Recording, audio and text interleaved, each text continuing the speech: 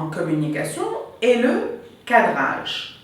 Poser le cadre de la relation, de l'interaction ou de la communication. Il existe 3 types de cadres. Un cadre de temps, un cadre d'espace et un cadre de processus ou de procédure. Je vous explique. Vous avez une réunion et vous êtes en retard. Non seulement êtes-vous en retard, mais vous prévoyez de quitter 10 minutes à l'avance pour aller chercher votre enfant à son jardin d'enfants.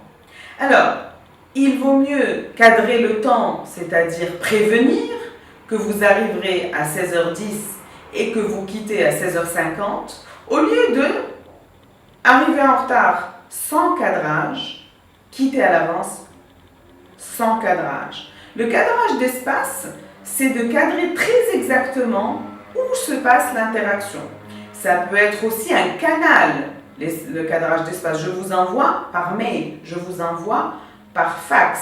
Je préfère recevoir ce genre d'informations sur ma boîte mail professionnelle. C'est un cadrage d'espace. Et le dernier type de cadrage, c'est ce qu'on appelle le cadrage de processus, où l'on clarifie clairement les étapes souhaitées.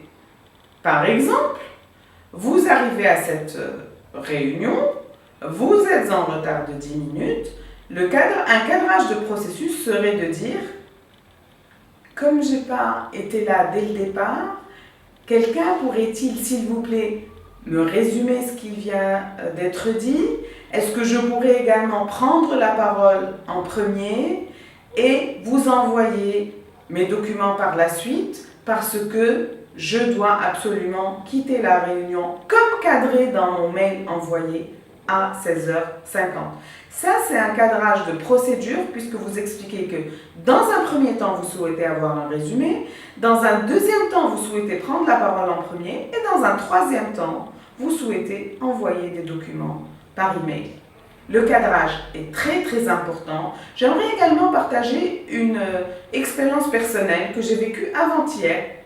J'étais en réunion avec un PDG d'une très grande entreprise de 3000 employés. J'avais demandé un rendez-vous de 35 minutes et je pensais que le monsieur avait vraiment bloqué 35 minutes pour notre réunion. Sauf que, sachant que le cadrage est très important, je repose la question. Nous avons convenu de 35 minutes. Ceci est encore possible pour vous?